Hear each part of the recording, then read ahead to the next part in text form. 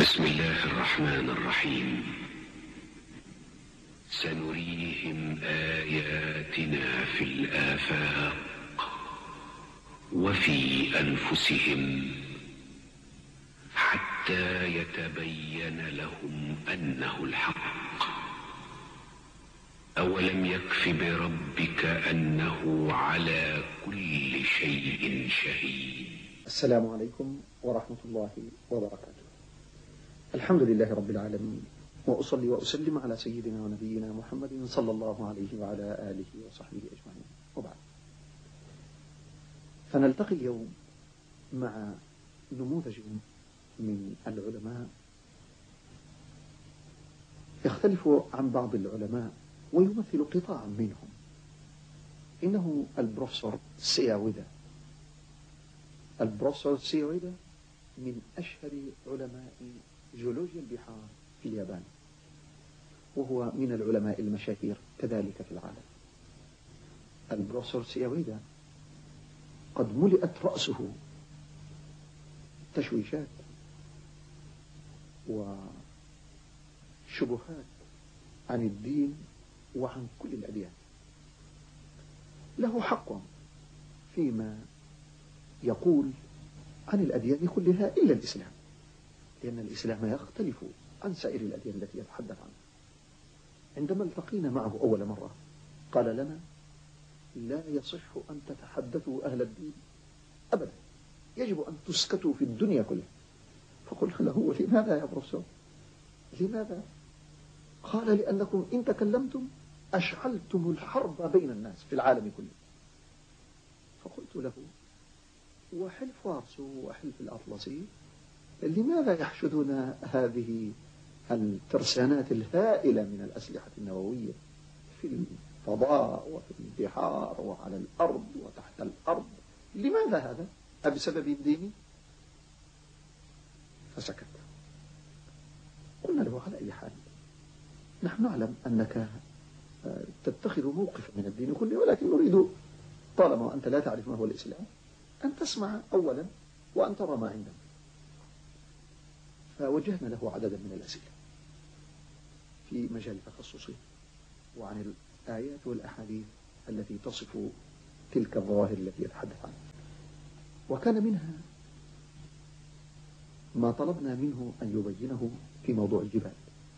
سألناه: ما هو شكل الجبل؟ هل هو في شكل ودق؟ فأجاب: Continental mountains and the oceanic mountains lies in its material. Continental mountains are made of essentially by sediments, whereas in the oceanic mountains are made of volcanic rock. And continental mountains were formed by compressional forces, whereas the oceanic mountains were formed by extensional forces. But the common points on both mountains are that they have roots to support the mountain. In the case of continental mountains, light, low-density material forming the mountain is extended down into the earth as a root. In the case of oceanic mountains, there is also light material supporting the mountain as root. But in the case of oceanic mountains, its light material is light not because the composition is light, but it is hot, therefore expanded thermally. But from the viewpoint of density, they are doing the same job of supporting the mountains. Therefore, the function of roots are to support the mountain according to the law of Archimedes, buoyancy. لقد شرح لنا البروفيسور سياويدا شكل كل جبل، سواء كان على اليابسة في القارات أو في قاع المحيطات، إنه في شكل وتد. ولكن هل كان أحد يعلم هذا الشكل في زمن الرسول صلى الله عليه وسلم؟ هل يمكن أن يتصور الإنسان أن هذا الجبل الذي نراه عبارة عن كتلة ضخمة على سطح الأرض لها امتداد في باطن الأرض وما يسمى بالجذر عند العلماء؟ إن كثير من الكتب التي تتكلم عن الجغرافيا وليس عندها تخصص في هذا الباب لا تصف الجبال إلا بالجزء الأعلى فقط. ولكن هذا ما كشفه العلم، والله يقول عن الجبال في وصفها: والجبال أوتادا. وعندما سألنا البروفيسور سياويدا عن وظيفة هذه الجبال، ألها دور في تثبيت القشرة الأرضية؟ فقال: إلى الآن لم يصل العلم إلى هذا، لم يكتشف العلم هذا. فأخذنا نبحث ونسأل، فوجدنا كثيرا من علماء الجيولوجيا يجيبون علينا بنفس الجواب إلا القليل. ومن هؤلاء القليل أصحاب هذا الكتاب الذي نراه أمامنا، وهو مرجع علمي في كثير من الجامعات في العالم، الذي كتبه أحد الذين كتبوه، وهو الاسم الأول فرانك بريس، هو الآن رئيس أكاديمية العلوم في أمريكا، وكان قبل ذلك مستشارا للرئيس الأمريكي، المستشار العلمي له في زمن كارتر. ماذا يقول هذا؟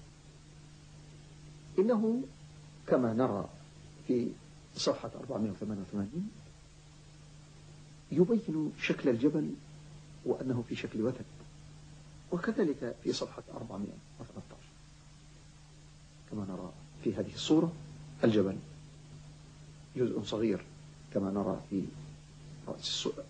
هذا الشكل، وتحته الجذر الغائص في الطبقة السفلى. وفي هذا الشكل الذي وضعه في صفحة 435 نراه قد كتب عن وظيفة الجبال، إنه يقول: إن للجبال دورا كبيرا في تثبيت قشرة الأرض. وهذا الذي قرره القرآن قبل 1400 عام. قال تعالى: والجبال أرساها، وقال تعالى: والجبال أوتادا، وقال تعالى: وألقى في الأرض رواسي أن تميد بكم. فمن أخبر محمد صلى الله عليه وسلم بهذا؟ ثم توجهنا بالسؤال إلى البروفيسور سياويدا وقلنا له: يا أستاذ، ما رأيك في هذا الذي رأيته من هذه الظاهرة، ظاهرة حديث القرآن والسنة عما في هذا الكون من أسرار، الأمر الذي لم يكتشفه العلم إلا في هذا الزمان؟ فأجاب على سؤالنا بقوله: Are you asking me a question? I think seems to me very, very mysterious, almost incredible. I really think if what you have said is true, the book is a very, very remarkable book. I agree. نعم. ماذا يستطيع العلماء أن يقولوا؟ لا يمكنهم أن ينسبوا هذا العلم الذي أنزله الله عن محمد صلى الله عليه وسلم في هذا الكتاب، لا يمكنهم أن ينسبوا هذا العلم في هذا الكتاب إلى بشري أو إلى جهة علمية في ذلك العصر، فإن جميع العلماء ما كانوا يعلمون شيئا عن هذه الأسرار. إن البشرية كلها لم تعلم شيئا عن ذلك. إنهم لا يملكون أن يجدوا تفسيرا إلا أن يقولوا هذا من جهة أخرى هي وراء هذا الكون. نعم، إنه وحي من الله سبحانه وتعالى أوحى به إلى عبده النبي الأمي محمد صلى الله عليه وسلم، وجعله معجزة باقية دائمة تستمر مع البشرية إلى قيام الساعة. بسم الله.